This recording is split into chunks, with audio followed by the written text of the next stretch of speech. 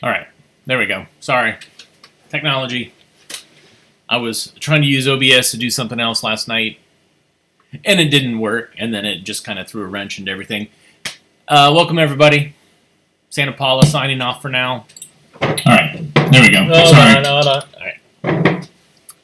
As I said, throwing a wrench into everything. I'm Skip Alzheimer. Welcome to the AV Geeks Lunchtime streaming show.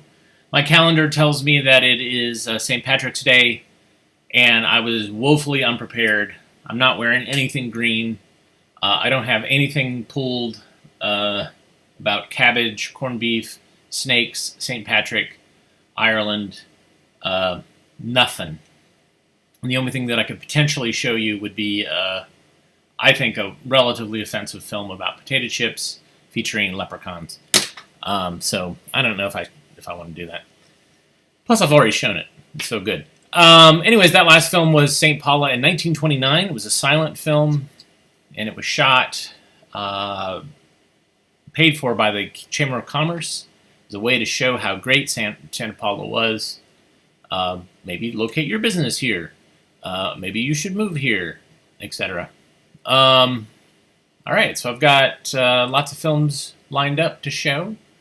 This next one is, I have it actually on the Telecine 16mm film, and I have not seen this, but it features puppets, so I'm just going to tell you, beware. Puppets and mild celebrity impersonations. Let me see. There was at least one that I was like, I think that I know who that voice is supposed to be. So here we go. A look at you.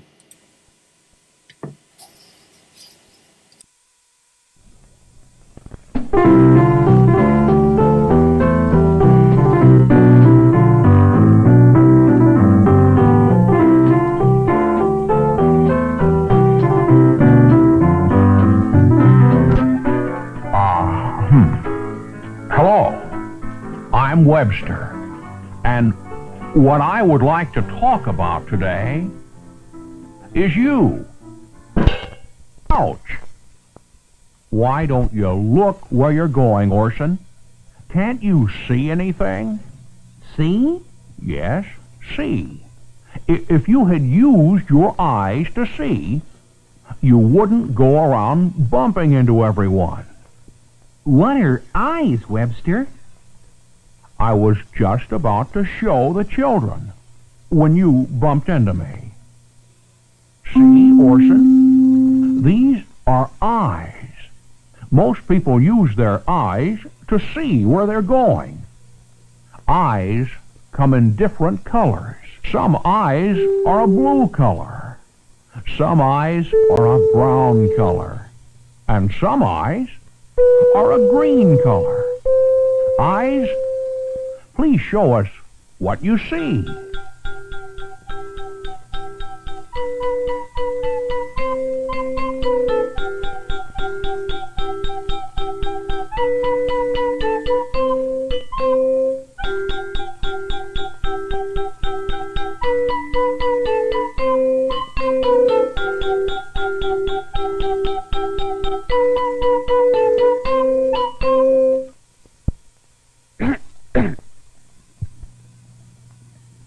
Now, let's play a game. Tell me what your eyes see.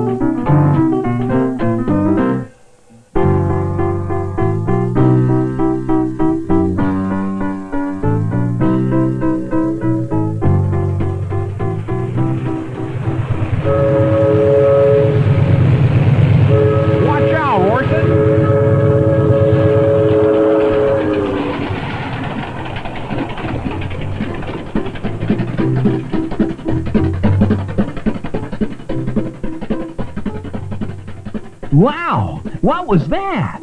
Orson, didn't you see the train coming? Or hear it with your ears? Ears? These are ears. If you use them, they will let you know about different sounds. I guess if I had used my ears to listen, I wouldn't have been run over. Certainly. That's what ears are for. To hear. Use your ears to listen and tell me what you hear.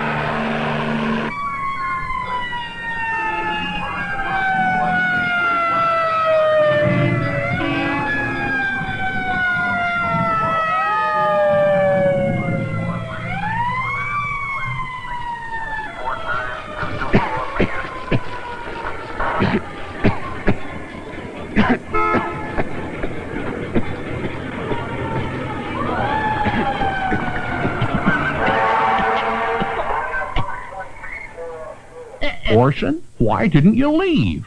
Didn't you see or hear the fire engine? Yes? Didn't you smell the smoke? Smell? Yes, smell. With your nose. Nose? This is your nose. It can warn you of dangerous odors. Your nose can also be used to smell nice things, like popcorn, flowers, grass, donuts, and fudge. Thinking about all those nice smells is making me hungry. Which brings us to the next member of our face, What is that, Webster? a mouth. It looks funny. What does it do? I don't think I look funny, and I do many things. I open and close, and talk and eat, frown and smile, and also I have a tongue that I taste with, and teeth that I bite with. What color are teeth? White, if you brush them. See? Brush? Yes, you should always brush your teeth after you eat, especially after you eat candy. I don't eat candy. I do. I also eat hamburgers, ice cream, apples, cookies, pickles, and potato chips. After all that, you should brush your teeth. All right, puppy. You're starting to make me mad. I may say something I don't want to say to you.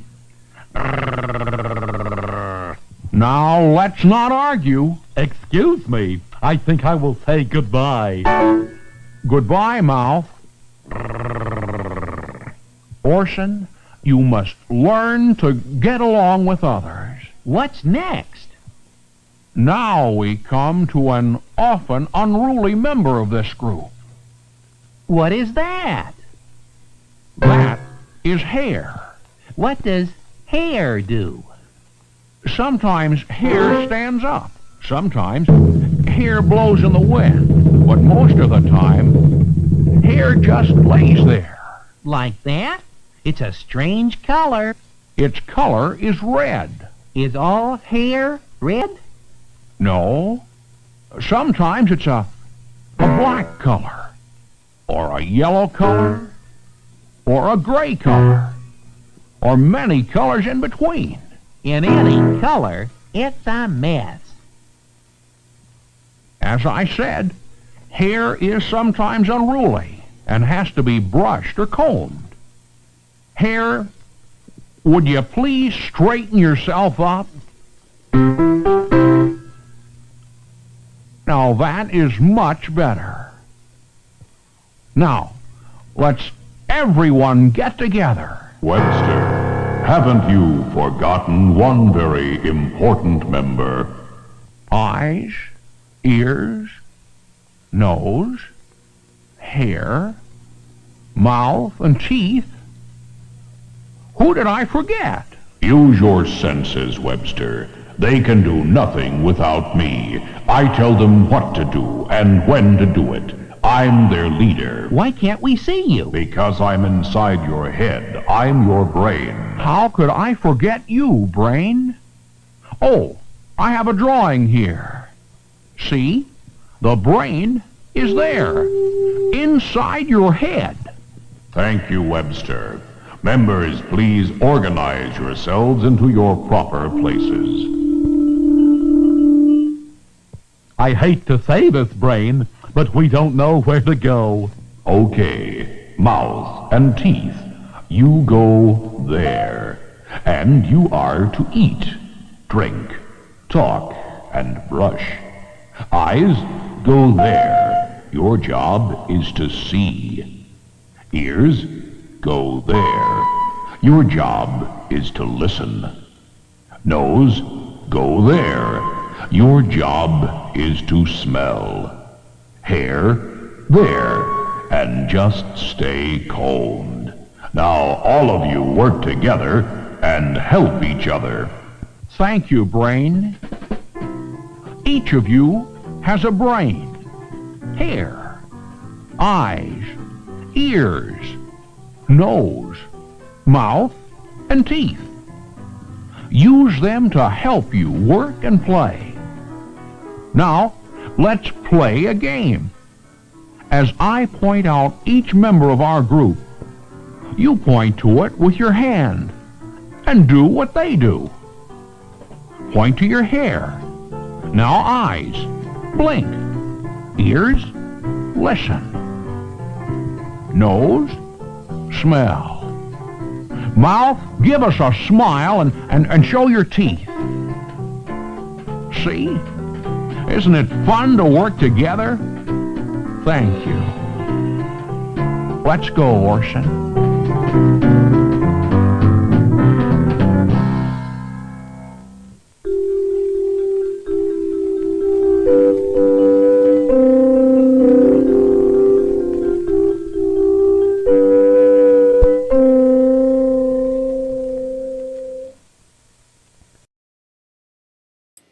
Oof. That one's rough. I have other films in that series featuring those puppets, Orson, and I can't remember the owl's name. But yeah, so we got kind of a low rent Jimmy Stewart, dollar store Ed Wynn, as somebody said, and God. Yeah, not great. Not great puppets. Got a lot of those films with not very good puppets. All right, this film's about the post office.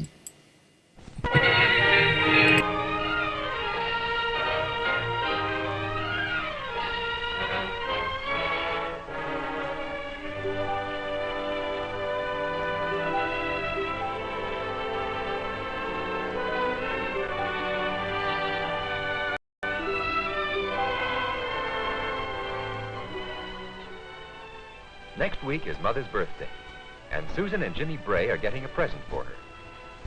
Do you really think she'll like it? I think she will, Jim. They've written a letter to a company in Milwaukee that sells through a mail-order catalog. Jimmy wants to be sure that he has addressed the envelope correctly. He's never addressed an envelope before. Then he writes the state. W-I-S, period. There, how's that? That's fine. Let's see now. Name on the first line, number and street on the second, city, zone number, and state on the third. The zone number tells what neighborhood in Milwaukee the letter goes to. And in the upper left corner is the return address. There's no zone number here, since Evanston doesn't have zones. Yes, Jimmy has addressed the envelope correctly. But it's not ready to be sealed yet. They have to enclose the money. The catalog says not to send cash, but to send check or money order. And Susan knows she can get a money order at the post office. Here's the post office in Evanston. All the mail which goes in or out of Evanston passes through the post office. In the post office, Susan is waiting to buy a money order to put into their letter. Meanwhile, she asks Jimmy to buy a stamp. The clerk writes out the money order. It's called a postal money order because it represents a promise by the post office to pay $1.75.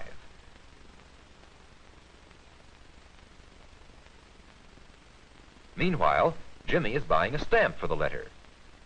The money the post office gets for stamps helps pay for the people who work in the post office and for other costs of sending the mail. The post office sells stamps of many different kinds and prices. The clerk tells Susan to write in the name of the company. When they receive it, the company can take it to any post office to get their money. Susan gives the clerk $1.75 plus 10 cents to pay for the money order. The post office is run by the Post Office Department of the United States government in Washington. Almost every town and city has a post office. Some like this one in Evanston, some bigger and some smaller, depending on the size of the town. The mail can go from any post office to any other in the country, and to foreign lands as well. Susan puts the money order into the letter, and it's ready to mail. The address is right, it has a return address, and it has a stamp. Jimmy wants to be the one to drop it into the slot. He's careful to put it into the right slot to help the post office do its work. Let's go behind this wall and see some of the work the post office does. The tray that the letter fell into is emptied onto a sorting table. Letters which go by regular mail usually go by train or truck. People in a hurry can send letters by airmail. Airmail letters cost more for stamps. He puts all the airmail letters together.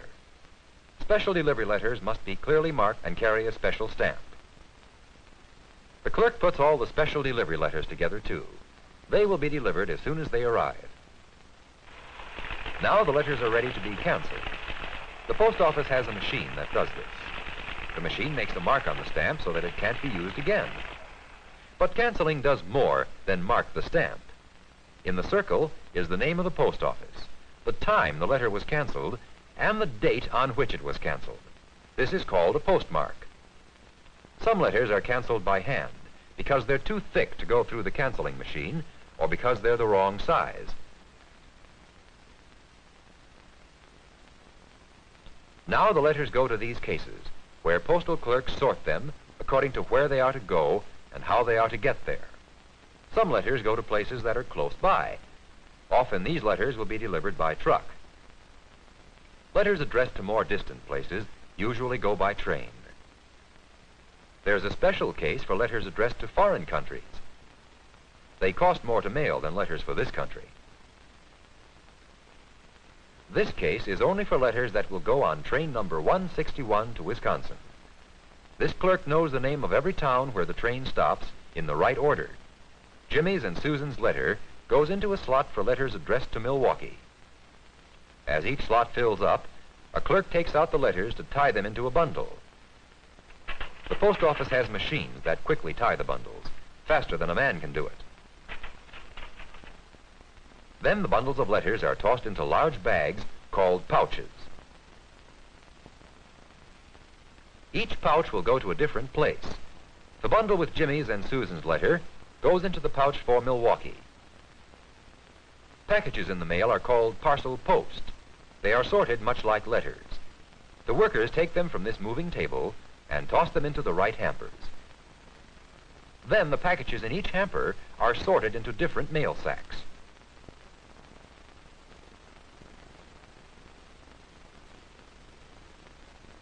It's 4:20 now. All the mail has been taken out of the racks. Train number 161 is due in Evanston soon. The pouches for train number 161 must be closed and locked. Every letter pouch is locked before it leaves the post office in order to keep the mail safe inside. Only postal clerks have the keys. The same key works all the locks. The pouches and sacks are taken from the post office by trucks to start on their trip. The post office has a schedule when different pouches are locked, according to the schedules of the trains, trucks, and airplanes they are to go on. Some airmail will go to a helicopter field at the edge of the city. The helicopter will carry the mail quickly to an airport, where mail can be put on large airplanes. Helicopters are used in some of the larger cities and their suburbs to speed up the mail service.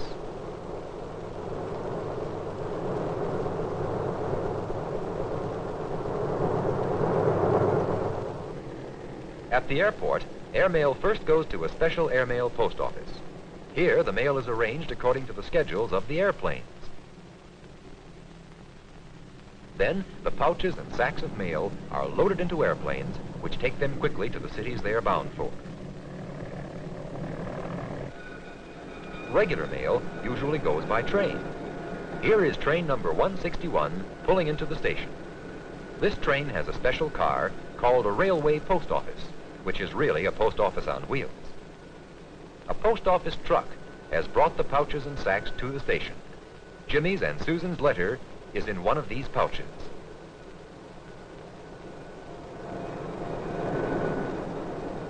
As the train rolls along, postal transportation clerks open pouches they have picked up from different city post offices along the railroad line. In some pouches, the letters are already bundled, and they sort the bundles.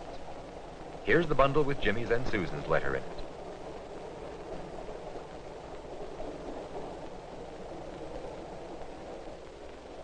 Some of the mail the clerks must sort into slots, just as the clerks in the city post office do.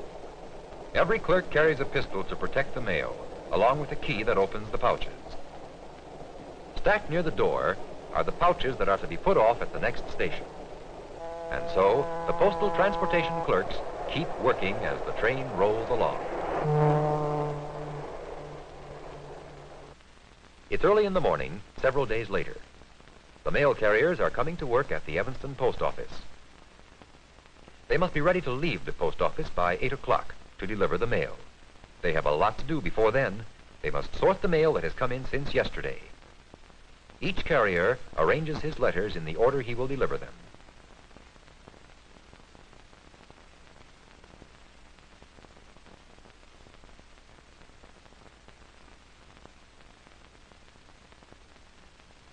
Parcel post must be arranged this way, too.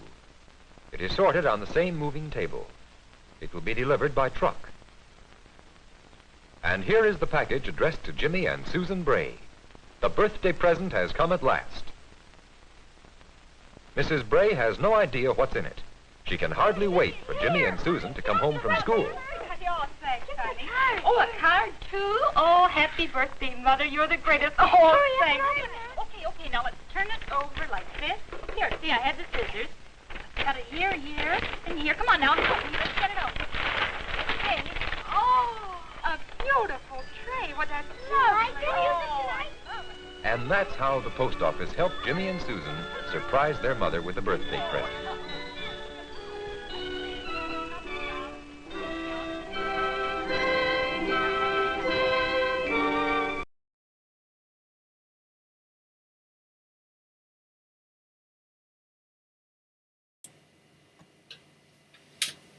Wow. Yeah. I have footage of also a German post office that I was trying to find. It's silent, though. I think it's silent. I don't know. I'm going to try to find it. I got a bunch of German educational films kind of from the 30s, which are pretty great, except, some of them are Third Reich related. But the post office one is pretty great nonetheless. This film is beautiful. The subject matter, I don't know, but it's beautiful industrial footage, and the soundtrack's a little noisy at first, but it gets better. This is Sulfur.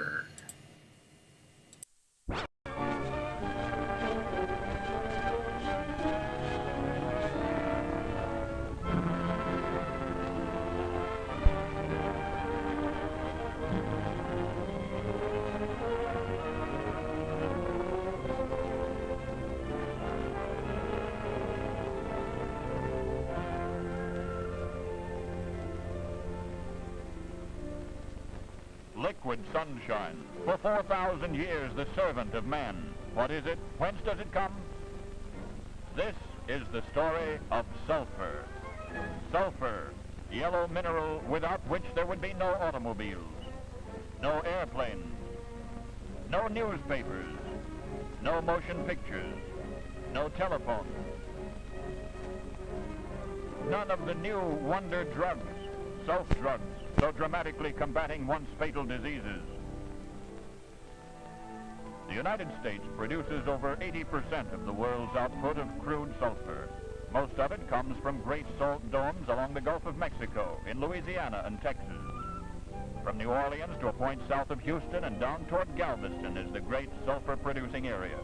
7 distinct sulfur mines in this region produce a total of 3.5 million gross tons annually. This quantity would make a 70 million cubic foot block of sulfur, almost twice as large as the Empire State Building, rising over 1,000 feet into the air. And great salt domes, such as this, with the sulfur-bearing strata shown in cross-section, are about 1,000 feet beneath the surface of the coastal plains. The modern method of mining sulfur as a liquid was conceived and developed by Dr. Herman Fresh in the 1890s. The mineral is melted underground by superheated water and pumped to the surface through pipes.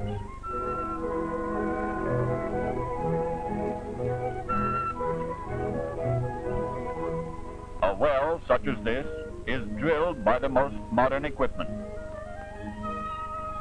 to the sulfur-bearing bed and equipped with pipes of 3 sizes, one within the other.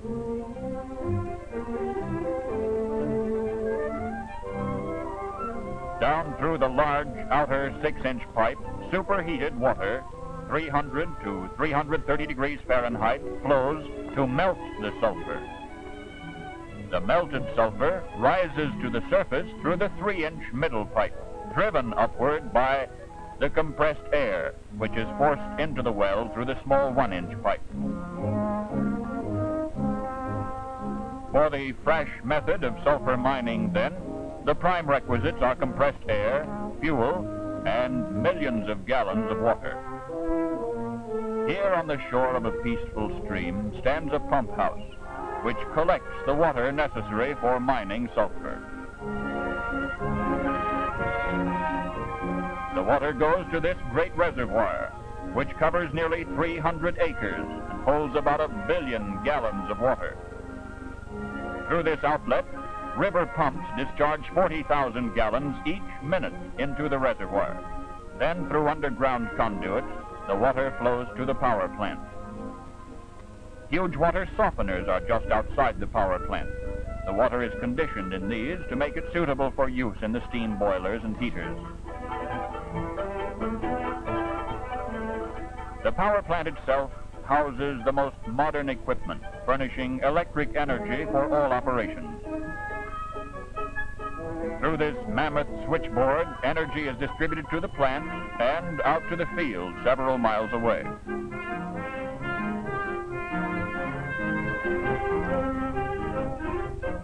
Four tons of steam are generated every minute in the boiler room to heat the millions of gallons of water required in the mining operations.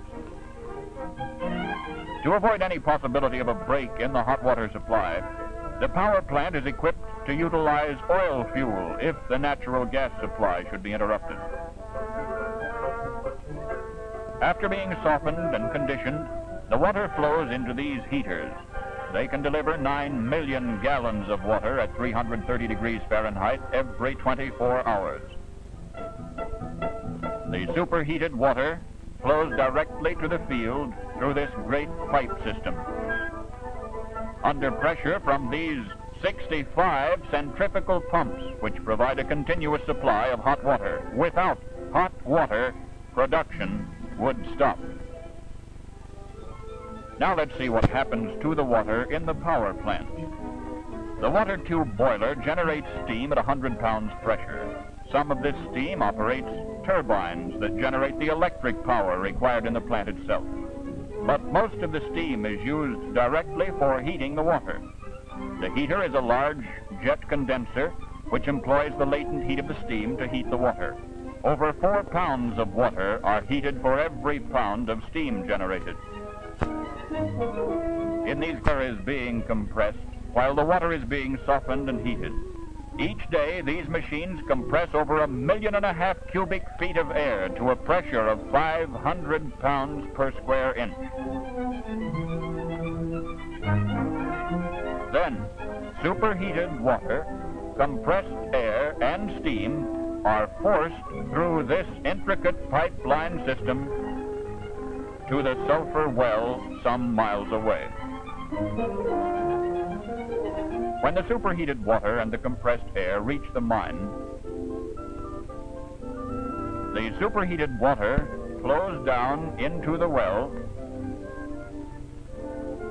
down some 1,000 feet until it reaches the sulfur-bearing deposit. Then it passes through the perforated end of the pipe into the sulfur bed. The melting point of sulfur is 240 degrees. Because its specific gravity is twice that of water, the sulfur separates immediately from the water instead of dissolving, and it starts to rise in the 3-inch middle pipe. Then the compressed air in the 1-inch pipe forces the sulfur to the surface. Downward flow the superheated water and compressed air, and upward comes the melted sulfur. Thus, by this ingenious method, sulfur is made available to world industry. But what becomes of the millions of gallons of water that have been pumped into the dome to melt the sulfur? To facilitate flow, wells called bleed water wells are drilled, and the water is drained back to the surface. This bleed water is treated to remove major impurities, then discharged into disposal ditches where, as salt water, it flows to the Gulf of Mexico. From the well, the melted sulfur flows directly to a relay collecting station such as this.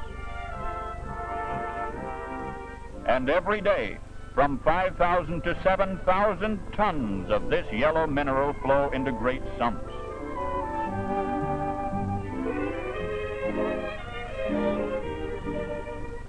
Automatic meters accurately register the output of each well as the sulfur is discharged into the sumps. After being measured, the sulfur, still liquid, is piped to great storage mounds called vats. Here, first, corrugated metal siding is put in place to hold the sulfur before it solidifies.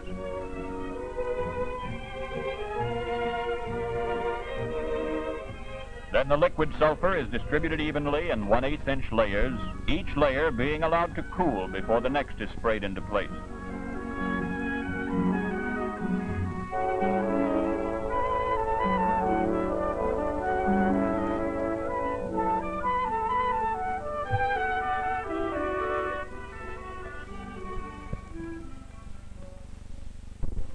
Gradually, a huge block of sulfur is formed. Each block covers an area as large as 6 city blocks and as high as a 5-story building.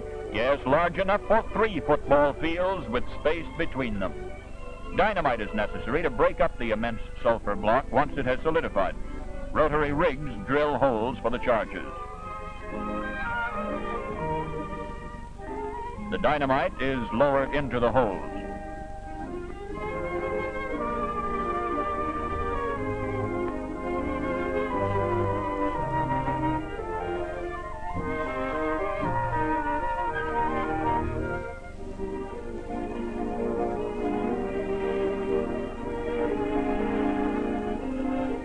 The charges are tamped, and the primer is placed.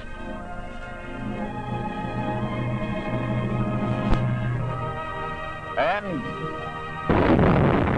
there she goes.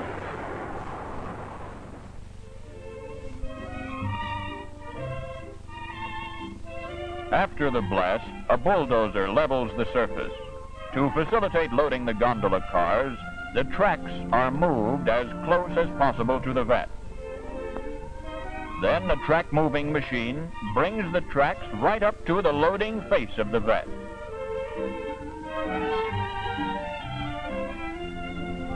Huge clam buckets, capable of lifting 2 tons at each grab, load gondolas with the sulfur.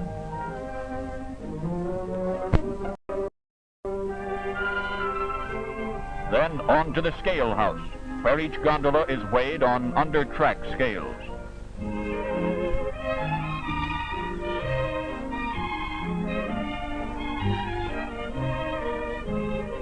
Should a car be light, additional sulfur is added, so that the contents of each car is exactly as ordered.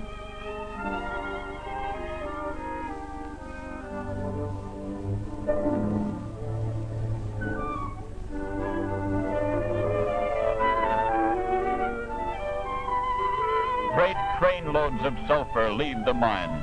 Some go directly to inland destinations. The remainder is sent by ship to domestic and foreign markets. The gondola cars are unloaded at port.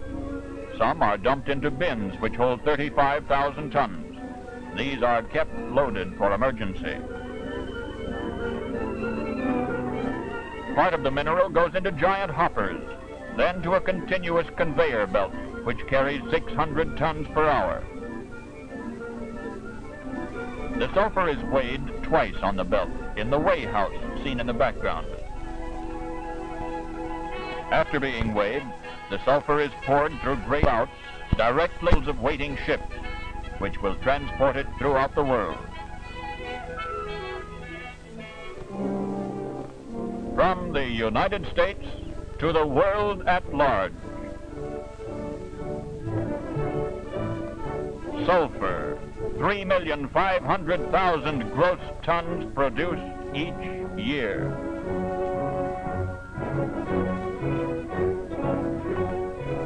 Over 20%, approximately 750,000 gross tons, is exported to foreign countries. The remainder, 2,750,000 gross tons, is used in the United States.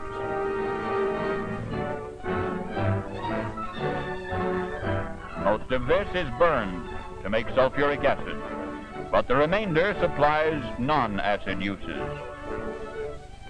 To make wood pulp and paper, 325,000 tons. To make chemicals, plastics, sulfur drugs, dyes, carbon disulfide, carbon tetrachloride, refrigerants, and other chemical products, 200,000 tons.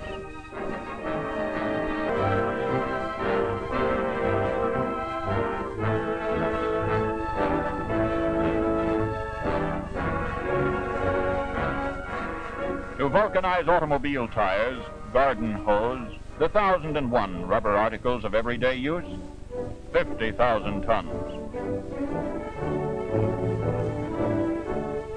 To keep insects from eating crops and fruits and rid cattle and sheep of lice, 75,000 tons.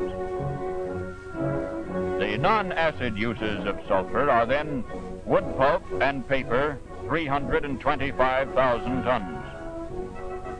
Chemicals, 200,000 tons. Rubber products, 50,000 tons. Sprays and insecticides, 75,000 tons. Miscellaneous, including cement, gunpowder, synthetic rosins, and bleach, 100,000 tons. Total 750,000 tons. What about the remaining 2 million tons that are burned? They make sulfur dioxide, SO2,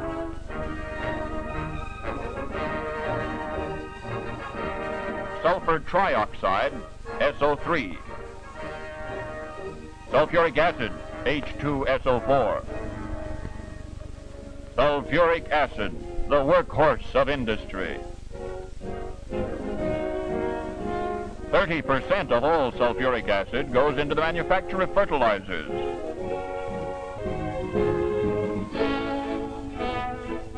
To improve the quality of corn, wheat, oats, and other American crops. 15% for the manufacture of such chemicals as alum, salt cake, hydrochloric acid, and diesel.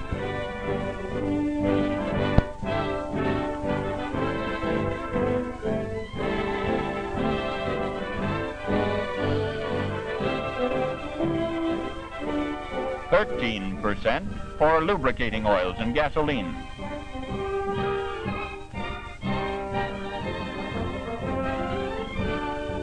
12% to remove scale from steel and prepare it for galvanizing, tinning, and electroplating. 8% to make ammonium sulfate and coal tar derivatives from coke oven gases.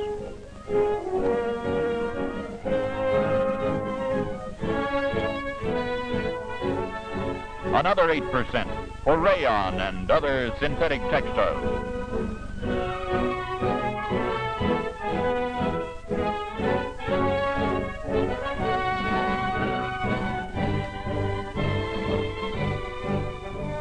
%7 in the preparation of paints and pigments.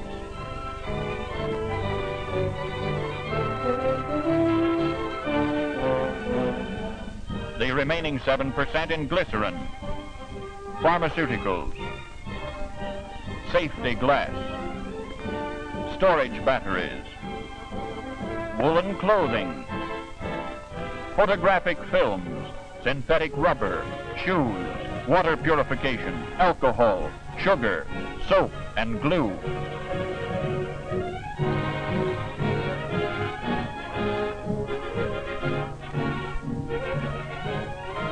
The acid uses of sulfur, then,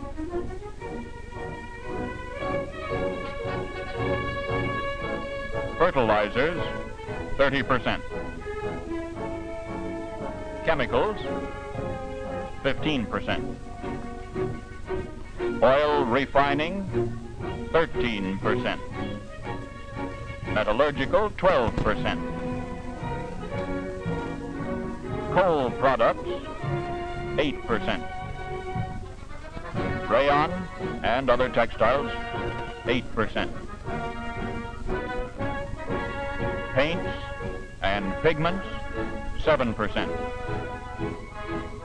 And miscellaneous, 7%. Total 100%, or 2 million gross tons of the 3.5 million tons of sulfur which the United States produces each year.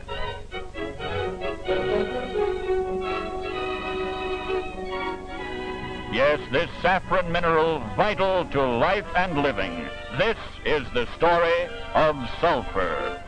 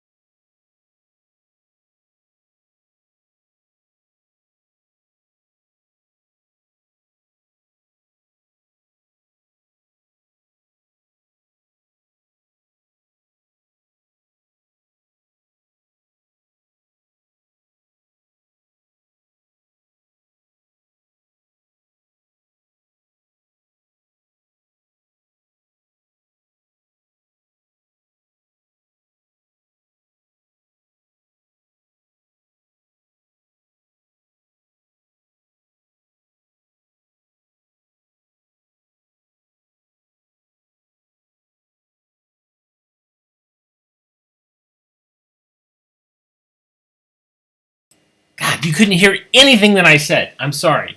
I just saw that I didn't have the microphone on. Anyways, I had to open up a can. It stank of vinegar. That's what happens when it's airtight. This is the last in the series of What Will Blank Kid Do? This is What Will Ted Do? I'm sorry. I thought I clicked it on, and I didn't. All right, here we go.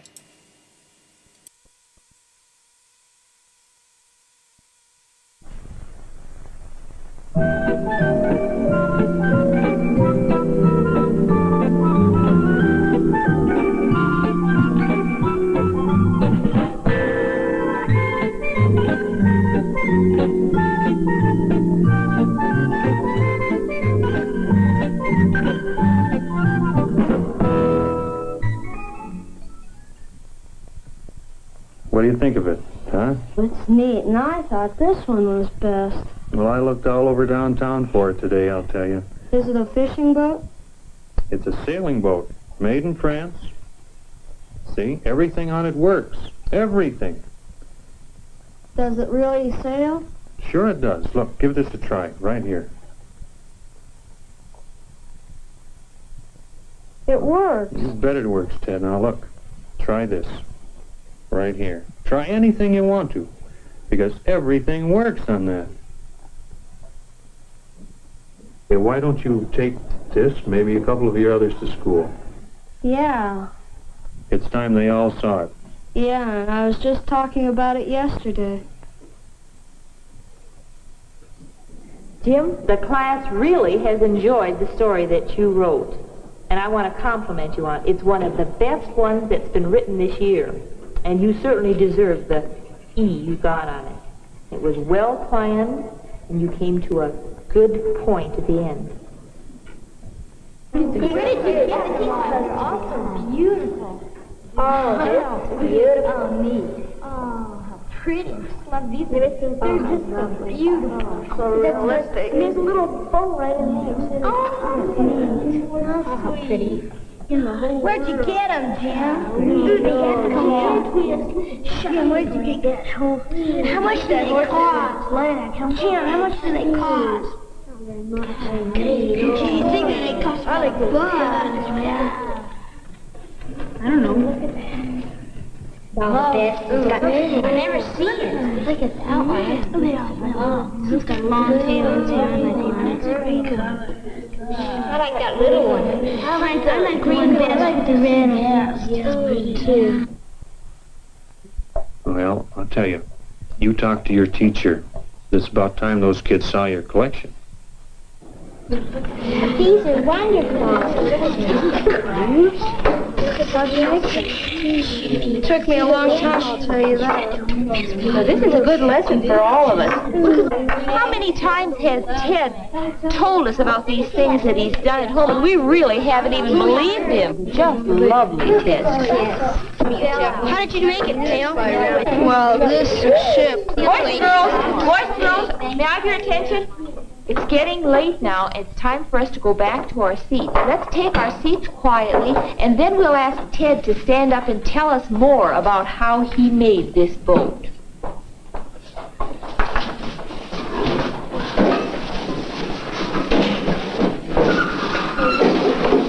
I know you're all anxious to hear what Ted has to tell us this morning. This is really going to be an interesting sharing time, isn't it? Ted?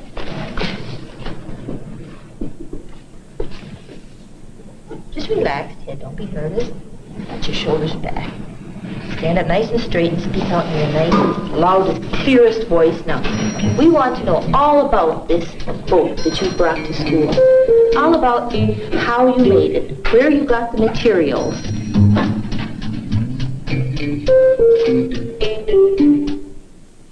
So you had to say you made the boat. How are you going to get out of this one? Well, first you go out and buy the boat pieces and the designs and the paint and the wood. And then first you've got to do is get the rudders and stick the rudder on and your sails.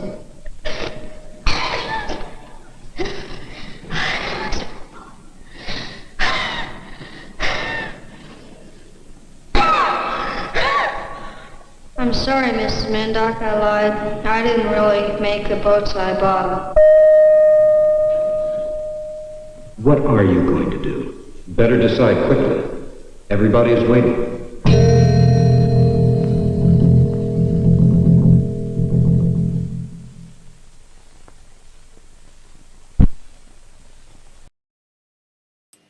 I thought he was going to have a panic attack in front of all his fellow students.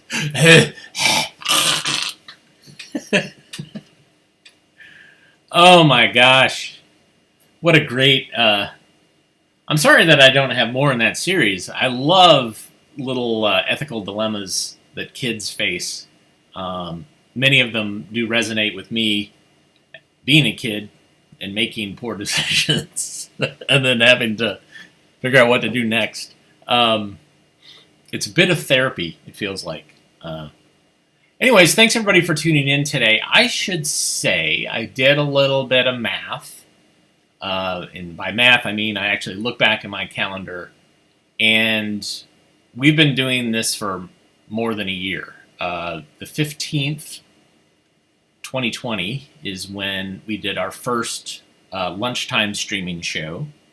And I did it at the archive, and then that weekend I realized that I couldn't socially distance from my assistant, and so we had to, I had to set up in the basement of my house so that my assistant could still work. I didn't want to put constraints on him, and so I was like, well, I'll just distance myself, and then he can continue to work.